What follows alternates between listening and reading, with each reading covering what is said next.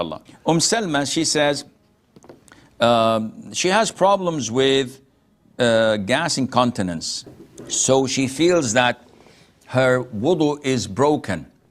Now with gas, either a person is certain 100% that he leaked gas, and this breaks his wudu, or he has a feeling. The Prophet said, ﷺ, when you have a feeling that you broke your wudu, do not leave your prayer. Do not make wudu again unless you hear a sound or find a foul smell. This is certainty. But if it's just a feeling, if it's just movement in your stomach, this doesn't impact your wudu. Now, if Salma is definitely certain that her wudu is broken, then she has to make wudu again. If this is continuous, then she is ma'dhur. She is excused because this is a continuous breaking of the wudu, and it's causing hardship to perform wudu 8-9 times, and every time you start to pray, you break it and you perform wudu. No. You can easily be exempted from that by telling you make wudu once the adhan is done. And then you can pray the whole time until the time is over.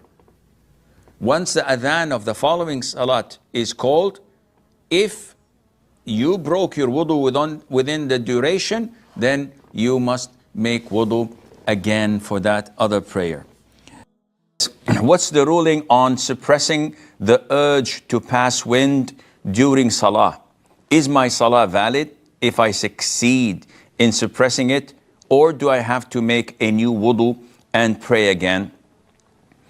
Wudu is nullified if the things that we were told in the Quran and the Sunnah exist, such as defecating, urinating, passing of wind, sleeping, deep sleep, or eating camel's meat. So if a person feels the movement inside of his stomach and has the urge to pass wind, but he doesn't, he suppresses it, whether before salat or during salat. In this case, his wudu is intact. It cannot be broken until he passes wind. And if he does not pass wind, then his wudu is totally valid and intact, and there's nothing needed for him to do, and Allah Azza wa Jal knows best.